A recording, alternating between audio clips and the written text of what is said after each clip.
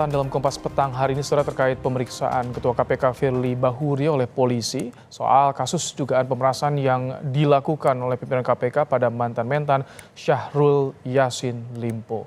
Saudara, mobil yang membawa Ketua KPK Firly Bahuri ini tiba di Gedung Barreskrim Polri pada pukul 9 pagi tadi. Dirkrimsus Polda Metro Jaya Kombes Ade Safri Simanjuntak mengatakan pemeriksaan kepada Firly Bahuri sebagai saksi kasus dugaan pemerasan mantan-mentan Syahrul Yassin Limpo dimulai sesuai jadwal pukul 10 pagi. Pemeriksaan Ketua KPK Firly Bahuri sebagai saksi dilakukan oleh penyidik gabungan dari Polda Metro Jaya dan Barreskrim Polri. Salah satu yang jadi materi pemeriksaan terkait dengan foto pertemuan antara Firly Bahuri dan Syahrul Yassin Limpo. Sebelumnya, saudara, ada beberapa pelanggaran etik Firly Bahuri yang sempat dilaporkan kepada Dewan Pengawas KPK. Kami tampilkan beberapa di antaranya. Ketika Firly sebagai Deputi Penindakan KPK, ia pernah menjemput saksi kasus di KPK, yakni Wakil Ketua BPK. Akibat perbuatannya, Firly dikenai pelanggaran etik berat. Kemudian juga bertemu dengan Tuan Guru Bajang, kala itu sebagai Gubernur NTB saat KPK tengah menyelidiki dugaan korupsi yang melibatkan pemerintah Provinsi NTB. Kemudian juga ada soal kasus sewa helikopter mewah untuk perjalanan pribadi dari Palembang ke Batu Raja. Saudara, pemeriksaan perdana Firly Bahuri oleh penyidik dari Polda Metro Jaya apakah bisa memperjelas status hukum dari Ketua KPK di kasus dugaan pemerasan eksmentan? Kita akan bahas bersama dengan pegiat anti korupsi Saur Siagian dan juga anggota Kompolnas Yusuf Warshim. Selamat sore Bapak-bapak. Selamat sore. Baik. Mas Yusuf. Bang. Baik. Ya. Pak Yusuf, pemeriksaan Firly hari ini bisa memperjelas status hukumnya tidak? Harapannya begitu. Jadi semua hal dimintakan klarifikasi, konfirmasi. Tapi tentu harapannya penyidik ya mudah-mudahan tidak hanya didasarkan kepada petunjuk foto yang beredar itu. Itu kalau hanya itu petunjuk fotonya ya tentu kita perlu untuk terus mendorong memperkuatlah bukti-bukti karena ini kan tahapnya sudah penyidikan. Nah, maka sekali lagi ya harapannya dengan kehadiran Pak Firly yang dijelaskan oleh penyidik selaku Ketua KPK diminta untuk datang dan ini merupakan panggilan yang kedua yang itu dihadiri, tentu ini perlu kita apresiasi, artinya tidak sampai ke pemanggilan yang ketiga. Nah, tentu ini sebagai sportif sesama aparat penegak hukum di mana ada pelaporan, ada pengaduan dugaan pemerasan, tahapnya sudah pada penyidikan. Yang pertama dipanggil masih minta waktu, yang ini sudah hadir, tentu ini kita apresiasi. Harapannya semuanya akan menjadi terang. Kita tunggu saja, tapi sekali lagi kami tetap mendorong bahwa ini profesional, transparan, dan akuntabel agar kepastian hukum dalam kasus ini segera terang, tidak berlama-lama, prosesnya berjalan seefektif mungkin. Itu Mas. Baik, Bang Saur, penyidikan beberapa minggu yang lalu, tapi belum ada tersangka yang ditetapkan. Apa yang Anda cermati dari proses hukum ini? Sampai detik ini Bro Ibrahim kan saksi yang telah dipanggil itu udah lebih 50. Artinya bagaimana seriusnya penyidik Polda Metro Jaya untuk mendalami kasus ini. Nah, soal tersangka diumumkan apa tidak, Pak Hasim tahu itu kadang-kadang soal teknis saja. Tapi kalau kita lihat SPDP yang telah diberikan kepada jaksa penuntut umum, kalau pengalaman saya sih sebagai seorang praktisi hukum, bahwa barangkali tersangkanya sudah ada. Cuman kan sering juga ada namanya wisdom soal teknis, pengumuman. Karena menyangkut kalau misalnya seorang tersangka segera ditahan, itu juga menyangkut batas tahanannya. Tetapi memang begini, karena kasus ini menyangkut Ketua KPK Saudara Firly Bahuri, menyangkut satu kelembagaan yang sangat katakanlah penting dalam penegakan hukum, apalagi yang fokus korupsi, cepat ketepatan dan keakuratan itu penting. Maksud saya jangan kemudian kalau memang katakanlah sudah cukup bukti, karena dugaan saya Mas Ibrahim, Hmm. kalau ini cara-cara teman kita penyidik, kelihatannya kasus ini tidak sulit, sudah cukup bukti dugaan saya, tetapi Tapi jangan juga kasus-kasus yang sebelumnya menyangkut saudara Firly, katakanlah kebocoran dokumen dokumen. yang SDM, kan Polda. Hmm. Polda saya yakin saudara Karyoto teman saya itu juga mengumumkan sudah ada apa namanya penyidikan, cuman tiba-tiba orang yang telah kemudian dikembalikan deputi penyelidikan tiba-tiba dikembalikan lagi sehingga ada apa terjadi di situ. Oh, Nah, ini kita berharap jangan lagi terjadi karena agak juga mengusik rasa keadilan Ibrahim hmm. karena yang melapor ini sekarang ditahan KPK. Kalau memang dugaan ini sangat kuat masih berkeliaran, pasti ini juga menyasar soal apa namanya kewibawaan daripada KPK. Nah, Apalagi misalnya kemarin itu surat yang oke. diberikan penundaan itu Ah, disurati oleh komisioner. Padahal ini kan perbuatan seseorang dugaan itu kalau kan ada kekhawatiran dari Anda, Bang Saur, seperti itu, bagaimana sebetulnya Kompolnas mengawasi proses hukum yang terjadi di Polda saat ini? Apakah perlu sampai ditarik ke Mabes Polri, Pak Yusuf? Ya, saya sendiri sebagai anggota Kompolnas dalam beberapa waktu lalu memantau penanganan kasus dugaan pemerasan ini, memang mempertimbangkan kelembagaan Polri dan KPK itu setara dan sederajat, di antara salah satunya tidak ada yang superior, memang sepatutnya ditangani oleh Baris-Krim. Nah, sementara ini proses yang berjalan ini kan penyidikan Polda Metro Jaya itu di bawah supervisi Baris-Krim. Nah, tentu ini kita hormati. Memang secara kelembagaan itu yang patut itu ya Baris-Krim, karena ini kan KPK kan lembaga negara yang kita pahami di bidang pemberantasan tindak pidana korupsi.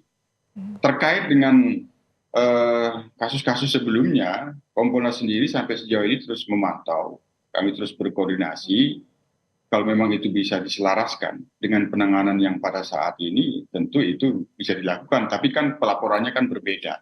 Jadi terus kita dorong, jika memang diperlukan hal-hal yang untuk profesionalisme agar persoalan-persoalan di masa lalu, tanda kutip, dengan KPK yang kaitannya dengan perbincangan, gosip-gosip di publik Polda Metro Jaya ini yang ada persoalan di masa lalu dengan KPK, saya kira itu kita harus selesaikan. Ya, sepatutnya juga perlu semua hal itu bisa ditangani oleh Baris-Krim, itu kita dorong.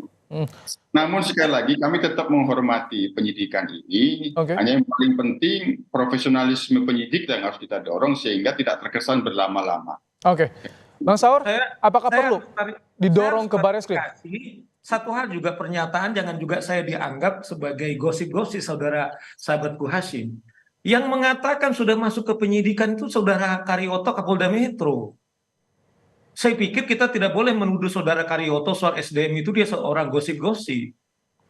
Karena menyangkut saudara Firly ini bukan 1-2 kasus. Saya termasuk mengadvokasi KPK. Dulu saya harus ulangi ini. Kenapa? Karena ini sangat penting soal wibawa daripada KPK. Waktu kasus dia pelanggaran etik yang bertemu dengan saudara Tuan Guru Bajang, TGB, ya itu sudah pelanggaran etik. Nah, yang menarik kemudian dia tarik oleh institusinya, kemudian dia melamar kembali dan di situ terjadi keguncangan luar biasa. Di tangan saya Bung Ibrahim ada 1000 waktu itu staf KPK yang menolak dia untuk bisa kembali lagi. Tapi sudahlah, dia terpilih. Jadi saya nggak khawatir. Kenapa sekarang kasus ini atau beliau itu jadi bermasalah? Karena sudah beruntun, masuk saya karena... Jadi masukan Anda seperti apa Bang Saur kalau soal ini agar terang bisa diusut tuntas? Nah, maksud saya kalau ini tidak diurus tuntas, kasihan itu lembaga KPK. Itu maksud saya betul. Kita ada kelembagaan, tetapi ingat bahwa ini adalah ada satu warga negara yang harusnya pasti contoh, kemudian tidak memberi contoh. Yang sederhana aja misalnya, oke lah, dia dipanggil ke Polda Metro. Pak Ibrahim, saya memastikan secara struktur hukum, Polri itu satu. Mestinya konsep kepolisian dulu, bagaimana kita memperdayakan polsek-polsek. Itu yang saya kira paradigma itu yang sekarang diulang. Seakan-akan kalau disidik oleh Mabes Polri, enggak, itu lembaga kepolisian satu. Oke. Kalau Anda taat sebagai Jadi menurut Anda tetap di Polda juga bisa berjalan? cukup. Cukup kalau memang katakanlah manajemen Kapolri membuat itu, apakah kita mau ragu sumber daya SDM dari Baik. Polda Metro Jaya untuk menangani ini? Saya kira itu soal teknis. Jadi jangan, kalau memang Anda sebagai ketua KPK atau katakanlah Anda penegak, Anda harus kasih contoh yang baik gitu loh. Saya ingin ke Pak Yusuf. Pak Saya Yusuf, dorong kawan-kawan saya di Polda Metro, kawan-kawan kita ini jangan juga kemudian mereka ini kemudian dituduh seperti gosip lagi. Anda harus Oke. kecepatan. kita beri Saudara kesempatan ya, kita beri kesempatan Pak Yusuf ya. Pak Yusuf, bagaimana tadi soal ada kekhawatiran nih psikologis dari penyidik di Polda Metro juga ini dipertanyakan bagaimana memeriksa seorang Firly Bahuri. Nah, dari Kompolnas bagaimana untuk bisa mengawasi soal ini, memonitoring ini? Ya, jadi yang dimaksud gosip publik itu seolah-olah di dalam penanganan kasus ini ada persoalan antara Kapolda Metro Jaya dengan Pak Firly ini. Itu yang kita tentu harus hindari gitu, bahwa penanganannya itu tetap harus profesional. Ketika ada persoalan perbedaan pendapat di masa lalu di KPK, itu kan urusan KPK. Ini penanganannya tetap dilaksanakan menurut profesionalisme penyidik Polri. Nah, terkait dengan Pak Firly sendiri, tentu dalam kasus ini kan itu juga bisa dilakukan oleh pengawas KPK itu sendiri, oleh Dewas. Nah, tentu Kompolnas tidak ingin mencampuri bagaimana Dewas itu di dalam melakukan pengawasan KPK. Hanya kita perlu bersaran bahwa di dalam penanganan kasus ini kan tidak tertutup untuk dilakukan koordinasi dan sinergi. Apalagi kan KPK secara yuridis dia bertugas melakukan koordinasi dan supervisi. Iya. Kalau kasus ini adalah kasus tindak pidana korupsi, ya tentu itu dilakukan juga koordinasi dan supervisi, dan itu tentu perlu dilakukan. Apabila itu dapat dilakukan, tapi dengan catatan tidak menghambat. Nah, malah itu harus bisa saling mendukung. Oke. Nah, Silakan Bang Saur. hanya persoalannya, kebetulan saya melihatnya dari sisi aspek ketatanegaraan. Antar kelembagaan itu perlu. Jadi Polri dan KPK itu kan setara dan sederajat. Oke. Selaku ketua KPK itu ya sepatutnya memang antar kelembagaan kesetaraan dan kesederajatan itu ya sepatutnya memang ditangani oleh Barreskrim. Itu akan. Baik, itu Bang Saur yang disampaikan ada soal kelembagaan nih Bang Saur yang tadi kata kelembagaan. Menurut saya sama dengan kita mereduksi. Saya kenapa menyebut polsek? Ya, seakan-akan pakaian sakral coklat itu sebagai penegak hukum kita ragukan. Saya kira itu paradigma itu yang harus kita pakai dengan tepat. Tapi ada menurut saya usul Pak Hasim yang sangat simpatik. Sebenarnya penyidik Polda Metro supaya mereka objektif meminta supaya KPK mengutus untuk pengawas.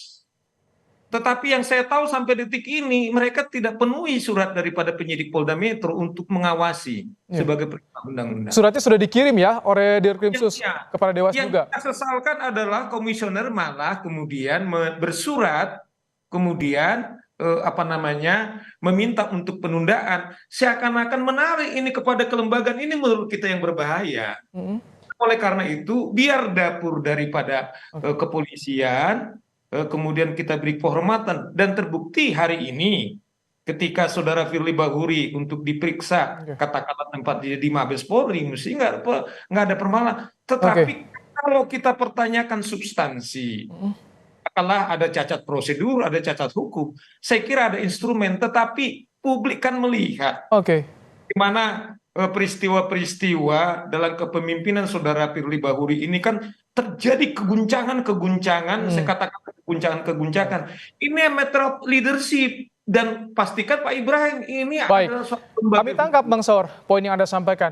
Terakhir, Pak Yusuf, bagaimana di Kompolnas kalau misalkan nanti ada status hukum yang jelas soal penetapan tersangka agar tidak menimbulkan kegaduhan di antara dua lembaga ini, Pak Yusuf? sepanjang itu dilakukan secara profesional sesuai dengan arahan Pak Kapolri sendiri agar ini cermat dan kehati-hatian, kecermatan dan kehati-hatian itu ya standarnya profesionalisme. Oke. Jadi kami pastikan itu bisa segera dituntaskan sepanjang profesional. Baik. Itu Bung. Terima kasih Pak Yusuf Warshim, anggota Kompolnas, Bang Saur Siagian. Terima kasih pegiat anti korupsi telah menyampaikan pandangannya dalam Kompas Petang sore hari ini.